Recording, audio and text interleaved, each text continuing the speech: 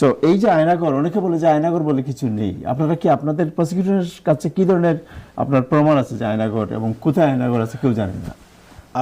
আমাদের কাছে কি প্রমাণ আছে এগুলো তো পাবলিকলি আমরা প্রকাশ করব না, এটা বিচার প্রক্রিয়ার মধ্য দিয়ে প্রকাশিত হবে।